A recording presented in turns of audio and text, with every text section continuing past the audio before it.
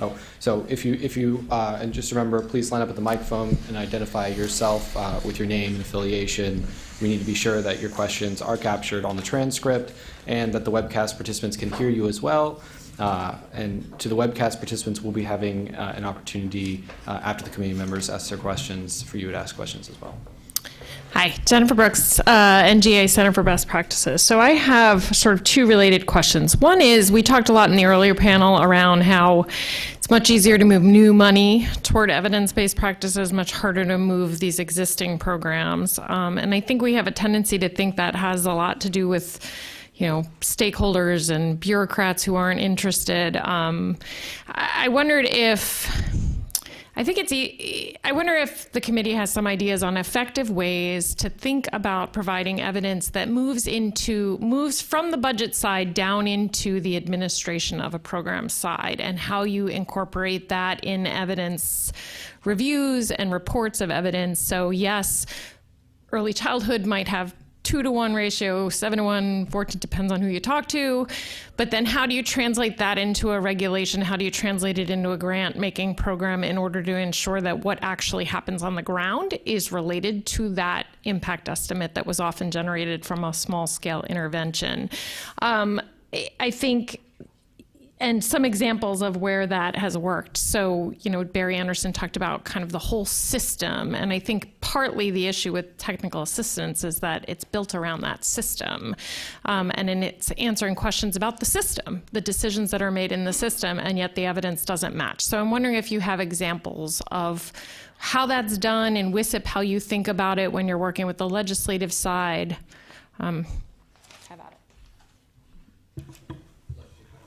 I can try to take a stab at that.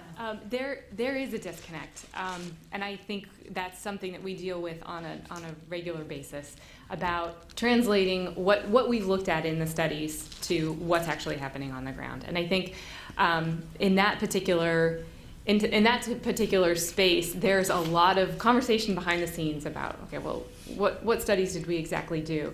The results first team is actually getting really good at producing these really detailed descriptions of programs and looking at, well, in these studies, what components were involved.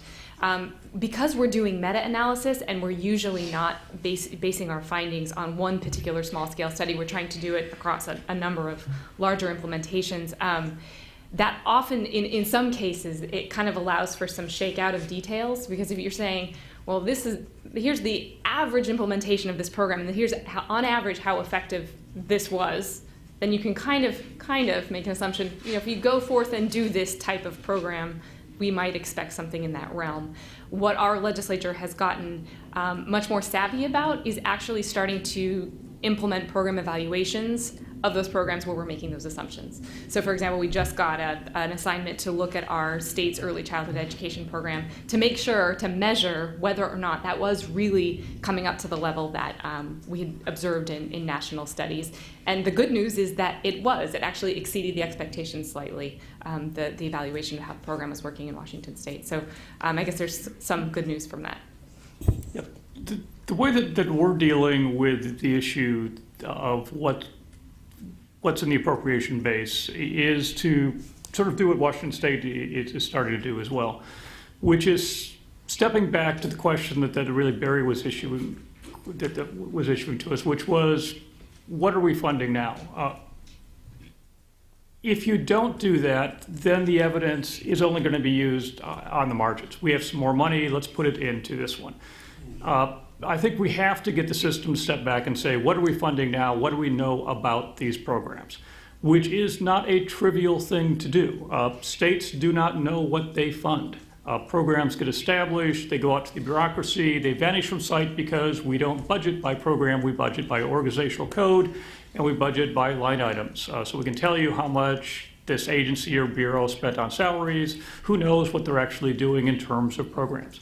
So we are working with the states that we're working with now intensively to identify in this policy area what programs are you operating, what's known about those programs, which we use a mixture of the WISIP model, but then also the National Research Clearinghouses. And so it starts with a inventory and then a matching exercise. Let's look at the clearinghouses that are out there that deal with this and what evidence is there that what you're doing, if it's not subject to cost-benefit analysis. Have the clearinghouses said it's a promising program? Have they shown it's a highly promising program? So to deal with the fact that clearinghouses do good work, they call things different things. We've come up with a sort of clearinghouse of clearinghouses that we've color banded that, okay, I know that you call it a model program and you call it highly promising and you call it 4.1 or better. We're calling it green. You know, and if it's promising, that's yellow. And if you're saying it doesn't work, that's blue. And if it works but makes things worse, that's red. To basically make it easy for people to understand the evidence that's there. But I think we have to go back and say, let's look at how we're spending our money and then matching it against this. Because that's dramatically more powerful than saying this one little thing that you're funding is good compared to what. Now we're still in the process of testing this. Well, I can't tell you yet how impactful this will be. But you know, I think WSIP's got good examples of, you know, hey, we're funding these things and they don't work. I mean, we've got some individual examples where, you know, states that we're working with say, wow, we've been doing this for years, we weren't real happy with it, and actually the research shows it makes things worse. Let's not do that anymore. So I think we have to build this in, recognizing there's different levels of evidence, but come up with an approach that recognizes that, but brings it into the system as the system operates. Otherwise, we're just going to be, you know, sitting there on the margins of impact. If I could add just a quick item here in response to Jennifer's question.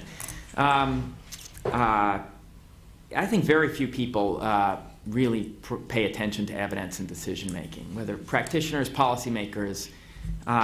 You know, despite that evidence of the New York City small schools, the new Mayor de Blasio, campaigned against small schools and is now not pursuing that, and is the new school's chancellor or whatever it's called. They said, well, that's one study and there are many others, and we have our own opinions and so on. And also, there was another really sort of important example in the beginning of the Bush administration. The 21st Century Community Learning Centers study of after school found it was a large experimental study, well conducted by Mathematica. It found no effects on academic outcomes and sizable adverse effects on child behavior. President Bush proposed in his 2004 budget to cut that program by 40%. And Arnold Schwarzenegger came in and testified, before he was governor, came in and testified, how can you do it? How can you think of, you know, to Congress, how can you think of throwing all these, you know, these poor children, not giving them after-school programs?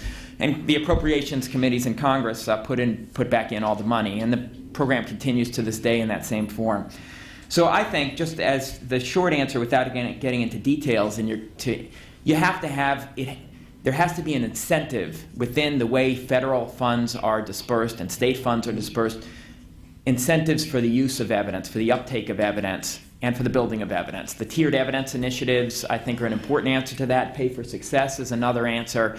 Persuasion alone, I think, will never do much at all. The incentives need to be right for people to adopt programs backed by good evidence. I'm Jody Fitzpatrick. I'm on the committee. Thank you very much for all coming and providing us with some useful advice. I do have some questions, but let me put it into context briefly. And that is, in the private sector, we rarely we don't have what we call research and evaluation. We almost never have RCTs. We have research and evaluation. And that's somewhat because the private sector in research and development focuses on description and standards.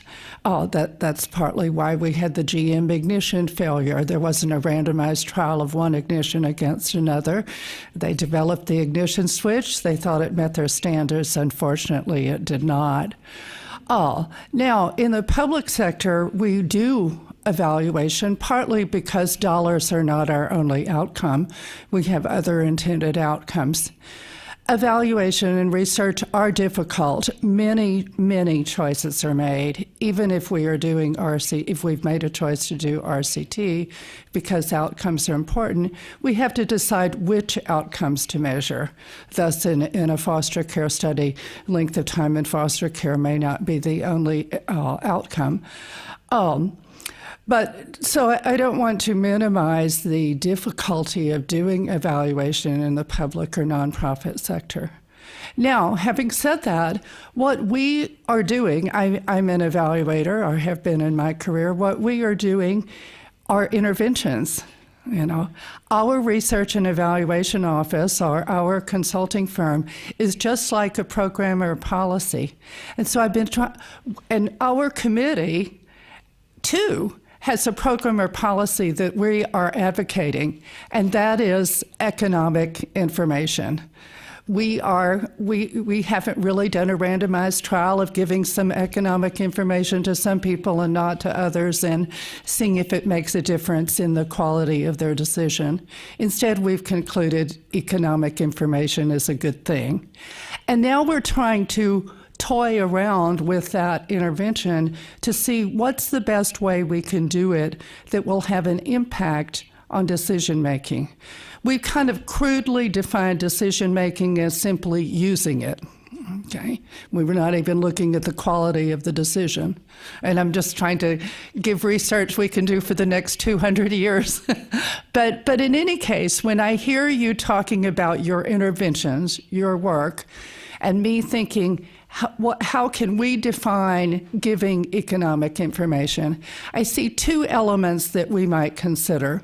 One is how local the information is, or how much the context, ranging from identical to not at all, how much the context of the study is like the context that the decision maker is considering.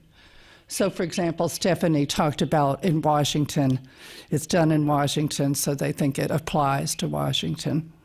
So, my one question, I have one other factor, is how important is the similarity of the context or the identicalness of the context to the user in making the study credible or not?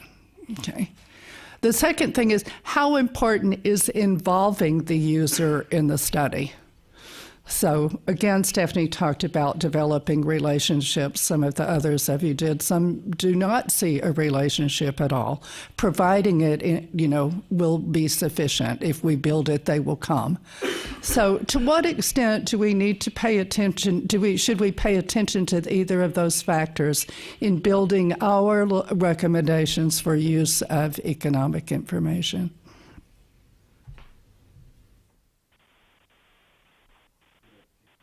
Well, I'll take one stab at part of it anyway. I think, in some ways, the most important factor that influences people when they see this information is what their prior belief system is. So I think if you come in and you tell me you have an early childhood intervention and it was done in Maine, and I'm in Colorado, okay, but I really believe in early childhood education, okay, hey, that study looks pretty good to me, okay, and I'm kind of receptive to it. If you come into me with all kinds of evidence, studies done in Utah, okay, and I'm in Utah, but basically, and this was the case with the Pay for Success effort in Utah, okay, I'm a legislature who believes that it is wrong for the state to be providing pre-K services, okay, that parents, a parent should be at home with the child, taking care of the child, and anything that we do which discourages that is just wrong, okay? You can bring me a study from Utah, you can bring me a study, doesn't matter, okay? It's all gonna bounce off against my existing belief system. And the other issue, the other factor that I think is critical is, who suffers from resource allocation decisions, and people are invested in the status quo, one way or another. Somebody is invested in that status quo. It's easiest to make the change if there's not too much investment in it, and it depends on who's invested in it. But I can tell you, we've had a couple of, Pay for Success projects, and it certainly has everybody there at the table, focused on it. But, they'll break down because in order for us to actually get those savings that we could get with this program that I believe, we even have people saying, yep, I believe the evidence, I believe it'd be effective, I'd have to shut down this institution. And this institution is a public institution. And it's unionized, and I got to go fight this battle with the union. And by the way, we just put out a bond to help, do an addition to that thing 3 years ago, and I'm going to look really stupid if we close this institution. So, I mean, there are all kinds of things in there that I think are what you're up against when you're trying to bring evidence into a picture. What I have found in some of these situations, though, is that the more money is tied to those outcomes, the more people are willing to start looking and bending their situation. So in this one particular county that I'm thinking about, Chaps being California, they're now starting to say, well, initially all they wanted to cut was money that went to the contractors, okay? Yeah, we could take that part of our budget and we could cut that off, okay? So if we can avoid placing people in the contracted institutions, that'd be okay. But then you start running the analyses and you say, well, will this pay for itself fully with that? Look how much, and actually, we're paying 4 times as much for the people in the county institution as we're paying to have them housed in this. It starts forcing people to come back and look at that evidence. So I don't know if it's an issue so much. I think it certainly helps. People want to see something from their own state, but I think there are these, I think the things that get in the way of evidence driving things, it depends on whose little Timmy it is and who's got what at stake. Yeah, I just wanted to add to that. I think that we need to keep in mind that we can't say policymakers don't use evidence and that's the problem. Policymakers use evidence all the time. They use a different type of evidence. The evidence is this going to mess up me politically because I just funded this? Yeah, is it going to affect things in my district? Is it going to, raise risks for me because political leaders dislike risk, and continue what you've been doing, doesn't hack anybody off, and it's relatively risk-free, and it might make a contributor happy or whatever else. So I think that also, just building on that idea, we can't just assume that if we build a better widget, they will come and use it. We have to figure out how we're communicating this information in a way that resonates with people, recognizing they're coming at this from different perspectives. You can't just say, well, the people who get economic information now are the people we're talking to.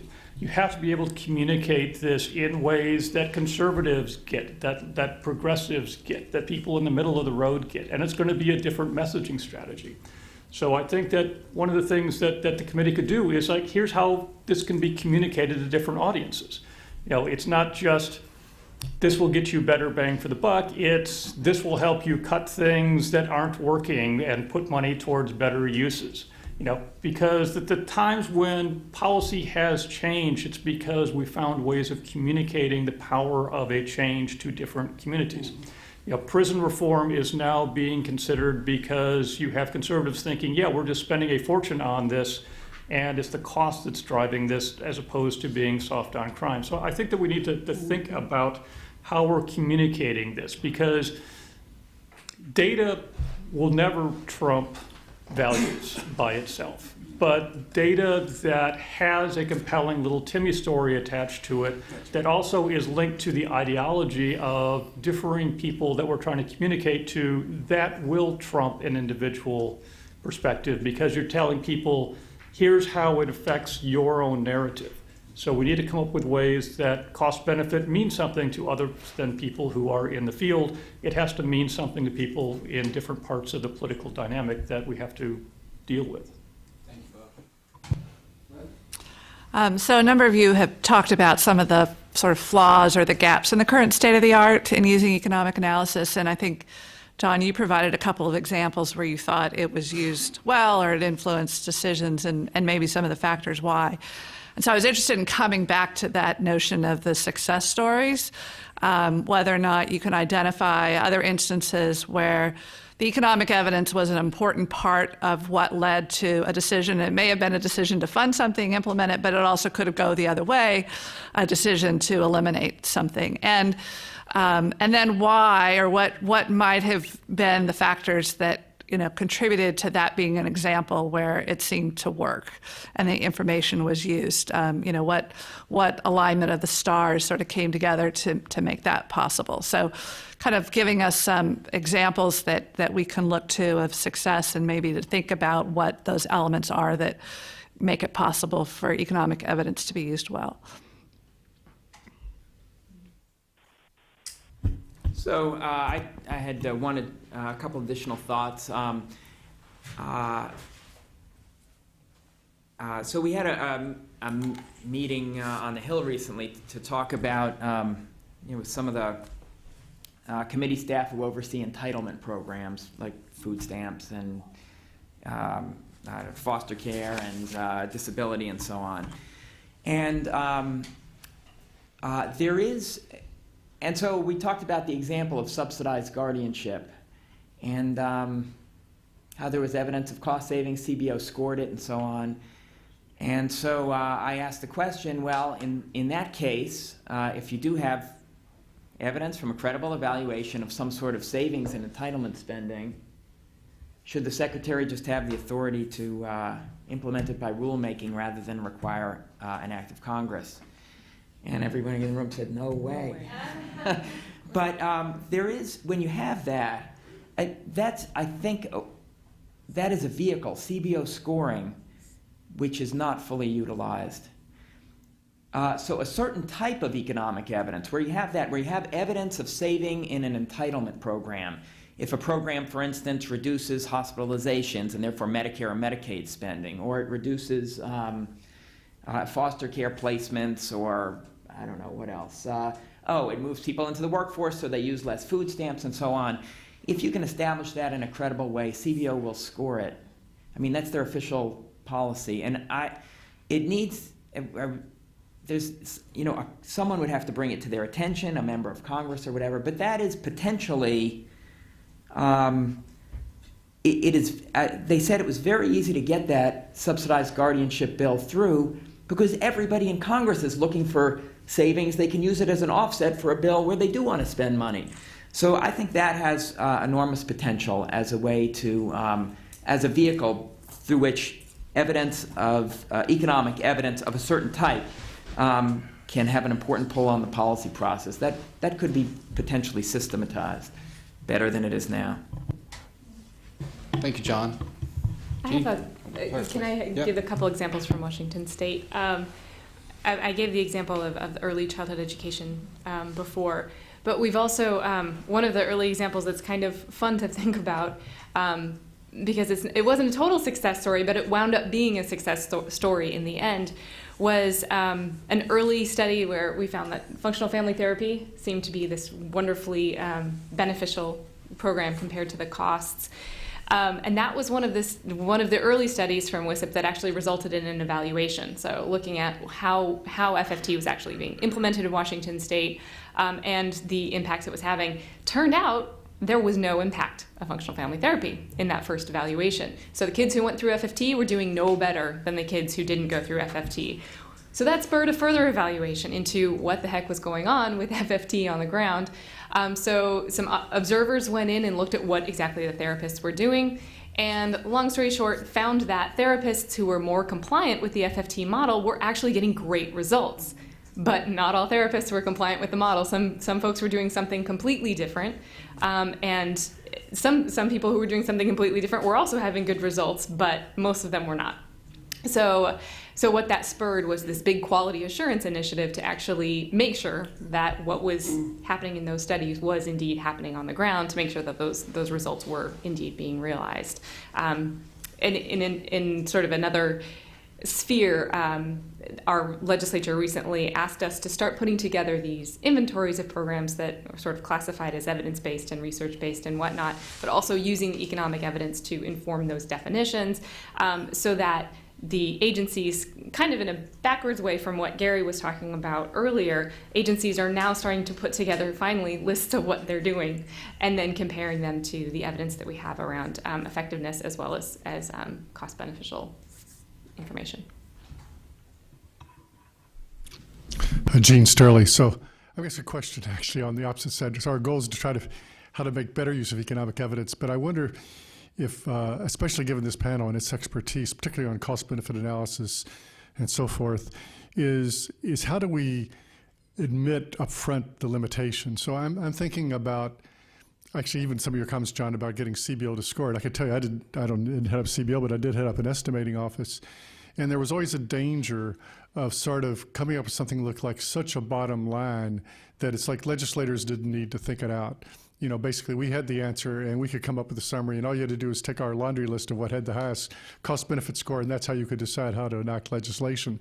And as you know, in every case, there's always some other issue. I mean, even the one you mentioned, I mean, if one really thought long-term about behavioral changes, it's not clear that the guardianship, case couldn't, in a welfare context, create some sort of incentive for people to move to that type of system. I think CBO probably tried to cover it. I didn't read the study, but I'm guessing they have this little caveat at the end that talks about that. Or in a number of other cases, I can tell you that Congress loves it if you can tell it, you know, they love it if you can sort of present things, it's only win-win, you know, no losers. That's the political game, no losers. We created this system, there's only winners. And so and then finally, and at least in terms of some of the research that I know, is often we don't know the answer. We see some major change over time in behavior. Maybe we don't like it. Say it's maybe it's the number of children who are raised with single parents. And we say, but all our studies show that marriage penalties and our tax and spending systems, when we compare across people to cross-section, we don't find an effect. In a time series, we don't believe our time series, because in our time series analysis, I'm getting technical here, you know, we can't take into account all the factors. There's more explanations than unknowns. And so I worry a little bit about pushing too hard. I think the evidence we develop should be developed, but I'm wondering how you put the caveats on it so at the end of the day, you still recognize that there's a call for judgment somewhere in the system as to the unknown factors. And part of that is so we don't get caught with really looking like we decided something, and then, gosh, at the end of the day, you know, 5 years later, it really didn't work, and all of a sudden they say, well, you put this system in place, you said it was going to work. Do we have any? Oh. Would you like to respond? One comment doesn't completely address that directly, but one of the advantages in the pay for success approach is that you are paying for those outcomes. And so, you know, in that case, you really are only paying for the outcomes. So if you implement something in a particular case, and it doesn't work in that case, you're not going to pay for that program because you're only buying, essentially, the successes. So to the extent that, and there's, you know, it's got that built in, that's right. And you always have to have an evaluation. So it assures that you're continuing to build that body of evidence. We tried it here under these circumstances. Program was modified, it wasn't modified, you know, what happened here. And it's going to be over a longer period of time too. So you have more opportunity for things to shake out. But it does protect the government in that sense. If it didn't work, you save dollars. There is a bill, you know, that's pending. Sponsors are growing on both sides that would put, you know, make a pool of money available in the Treasury for the federal government to support these things. That could go a very long ways towards stimulating these kinds of projects. Part of the difficulty right now is that a lot of times the savings from these programs are split between different entities. So if you have a program and it is, you know, especially as one example, the health costs are all over the board, okay, who's going to benefit from the savings from the program? Well, some of it may be local government, some of it might be state government, some of it may be federal. Depending on what your FMAP is, it could be much more federal. And the economics may not work for any one player in there. And so to the extent, if they only have to, if they themselves are responsible for making those payments. In fact, you know, some of the times we have folks sitting here saying, well, I could implement this program in my Pay for Success project, but I'm really not going to do that because 70% of the savings is going to go to the state. What's my incentive? Or I've got a managed care organization, okay, and actually they're going to get all the savings because on our pure capitation model.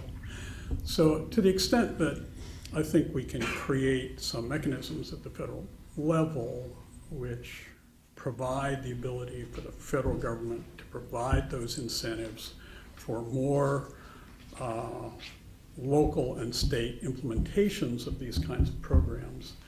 Then, I think everybody benefits from that. Can I just add that I agree with your question about the dangers of rolling everything up into a number that is then just written in stone. And one possible way to address that might be for organizations like CBO and OMB that do budget scoring and WISIP and others to be conservative in what they accept as credible evidence. Meaning not just a rigorous, preferably a randomized evaluation, but as you were pointing out, Gerald, replication of that. Because what you said earlier is absolutely right. The story of social policy in one sentence kind of is, yeah, there were a lot of things that looked really promising. It was tested in some small studies. They did the big effectiveness trial, and for some reason the effects didn't work out, or it was replicated. And that's very often the case. So I think having a preference not just for credible but also replicated evidence across more than one site or study is very important. And even, I think the example you gave earlier of functional family therapy is an important one. That was a case where there were a lot of small trials in the 1970s that suggested effectiveness. Washington State rolled out functional family therapy statewide, and to its credit, incorporated a large randomized evaluation. 14 different counties were involved in the trial. 1,000 kids were randomized, and it found absolutely no impact. And I do think that would suggest that the benefit cost, if that's true, that the benefit cost ratio should be 0. And I think there's a good argument for that.